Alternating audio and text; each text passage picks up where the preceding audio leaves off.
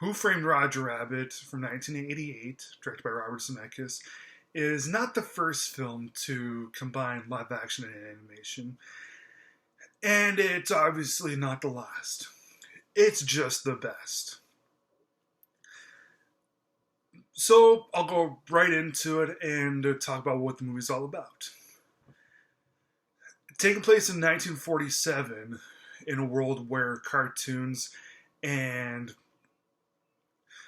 people coexist in the same world, the movie stars Bob Hoskins as Eddie Valiant, who used to be a fun-loving kind of guy, but one day, while investigating a case involving cartoon characters, a massive piano was dropped on his brother and partner's head, and he died because of it.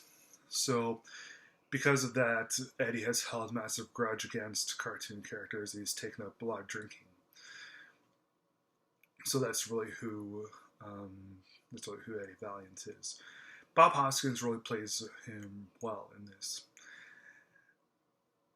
One day, he's set to. He takes a case to spy on Roger Rabbit's wife Jessica. Now, Roger Rabbit is the biggest cartoon star in the world, and Jessica Rabbit, who's his wife, is really voluptuous. She's really beautiful. Probably the best looking cartoon character you'll ever see. And they draw her so well. Like, whenever she comes on screen, people in the movie, their jaws just drop. They do a really good job with her. Kathleen Turner voices Jessica. Really well done. So Eddie takes spying on her to gain a little bit of money. He figures, it's simple money. Why not? So after he goes to see her at the club, he meets up. No, he doesn't meet up. He goes and sees that she's playing patty cake with the cartoon's top human guy who owns Toontown, named Marvin Acme. They're playing patty cake. Now, that's the cartoon equivalent to Hanky Panky. So, Eddie is in shock of it, and he takes some pictures. He shows it to Roger. Roger is heartbroken, of course, but he is he's a big wuss. He wouldn't hurt a fly. He's a big whiner.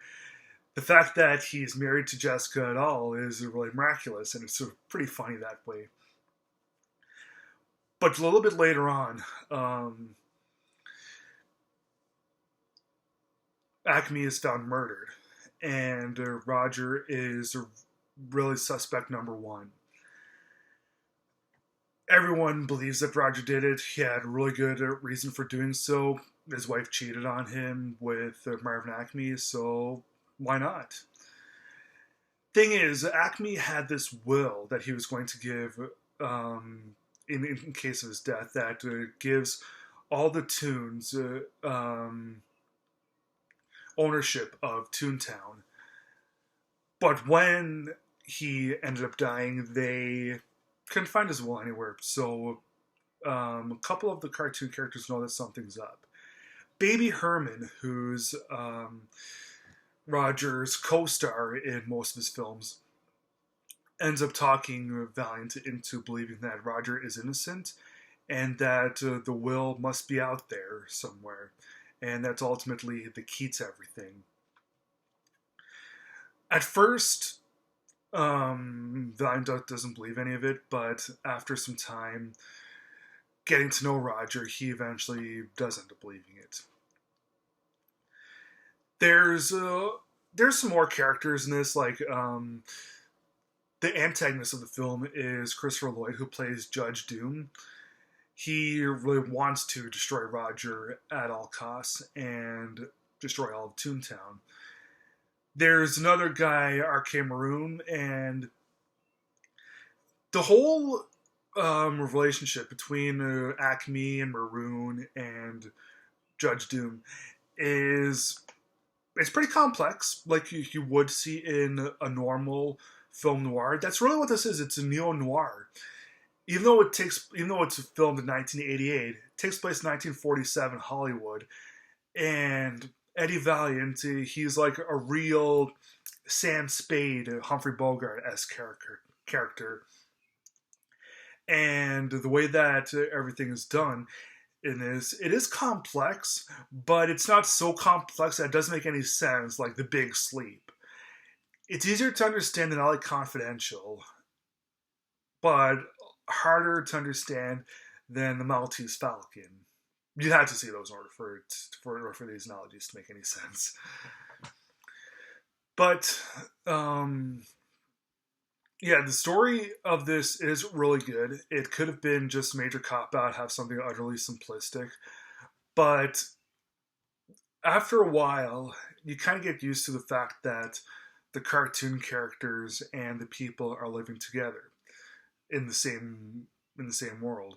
So in case that novelty wears off on you, like it may for some, the storyline is always something that's intriguing and fun and really compelling. It's highly enjoyable stuff. Now let's get to the actual animation portion of this. The movie starts off with a short. It's not even 10 minutes long. A Roger Rabbit and Baby Herman cartoon. And it's all just one big cartoon. There's a mistake that happens, and both Roger and Baby Herman walk off into the real world. Now, the way that Roger and all the other cartoon characters look in this is so amazing. The way that they did it. Now, back before Roger Rabbit came out, when they used to combine live action and animation before 1988, you could tell that the cartoon characters and the people weren't really living in the same world. It looked like he had a regular cartoon strip inserted into the real world. It looked completely 2D, completely flattened, and it like the original Pete's Dragon from the 70s. That's a pretty good example of it. And after Roger Rabbit, they did look pretty good, but they didn't look nearly as good as they did here with Who Framed Roger Rabbit. The way that they're able to combine the live action and animation, as I said a few seconds ago, it is so good. Apparently what happened was they drew out by hand each and every frame, and it was some, because in film, the standard frame rate per second is 24 frames per second. And if I'm not mistaken, Roger Rabbit, they had to go more than 24 frames per second in order for the smoothness of the cartoons to look normal. And when you look at the cartoon characters placed side by side, the humans in the human world, it looks like they're actually there, not like they're just 2D characters. Adding that extra amount of detail to the characters must have been extremely difficult, extremely complicated to do. But they were able to pull it off, and I can just imagine how hard that must have been for them to really go that extra mile, put that extra amount of detail into each of the characters. So filming the actual human portions of it, there's obviously not any sort of cartoon character actually there. And you can't help but wonder to yourself, how did they do that? This day and age, it's pretty easy. You have you have giant robots covered in green things, and the way that it's done nowadays, you can just easily superimpose whatever kind of image on a computer, much more easy than it was back in 1988. But seeing a couple of the behind the scenes bits, they had life size dolls of Roger and a couple of the others, just so that a place on the set, just so that the actors would be able to get a good look at, get a better feel of what to go for when they actually act. But there's a few scenes where the cartoon characters are using real world things. Like there's one scene where Baby Herman is smoking an actual cigar, but obviously there's no cartoon character there. So what they did was they used like little robot bits. Like they put the cigar on a little stick of this robot, and there was some sort of electronic person behind the scenes of just waving the cigar a little bit. And when Roger's entertaining people at a bar and he's breaking plates over his head, and he's actually able to use they're actually able to use some of that robotic stuff on it. For the time, for 1988, that was pretty new. It was pretty hard stuff.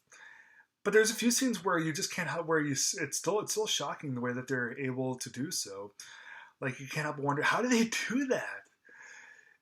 Like it's just so brilliant the way that it's done. And also the casting of this was pretty good. Bob Hoskins, who is pretty underrated as an actor, not only does he play Eddie Valiant really well, he is able to look at the cartoon characters perfectly too. If you look at a similar film like Looney Tunes Back in Action from 2003, you'll see that they I mean the actors look like they're not really looking directly at the cartoons. It looks like they're looking through the cartoon characters because, like, say you place a hand in front of your face, you're looking straight at straight at your hand. Put it down. Your eyes try to stay the same focal length, but they end up looking a lot farther away. That's what happens when nothing's there, and you start to look farther away. But Bob Hoskins, on the other hand, when he's at the Jessica Rabbit place, and she's performing stuff on him, grabs him by the collar, just like this close to his face. Even though there's not actually anything there, it actually does look like Bob Hoskins is looking that close to his face, even though there's really nothing there. That's major kudos to him. But ultimately, what I love about Who Framed Roger Rabbit, it encapsulates everything that I love about film. Why film, I think, is the best medium out there. It's a technical marvel, it's a visual marvel, and it's also great acting place too. But also, it captures all of these major cartoon characters from the past. Like, this movie is a touchstone film, but they're actually able to get some Disney and Warner Brothers cartoon characters that you never would have thought would ever happen. Like when, like when Eddie Valiant goes to see Jessica Rabbit. It's this massive stage bit, massive performance center, and he walks in, and who does he see dueling on pianos? Daffy Duck and Donald Duck together dueling on pianos, and so it's a pretty cool scene. A little bit later on in the film, he's in Toontown. He's falling from a tower, and he sees Mickey Mouse and Bugs Bunny on either side of him, talking to him. So the fact that they're able to get the characters from both these different production companies is quite cool. But they've got a bunch of other characters from the past, like you see Pinocchio and some characters from Fantasia come, and it's a really big love letter to Hollywood and love letter to animation, which I thought was great. Who Framed Roger Rabbit is one of my 100 favorite films ever. I think it's one of the best films of the 80s, and I give it 4 stars out of 4.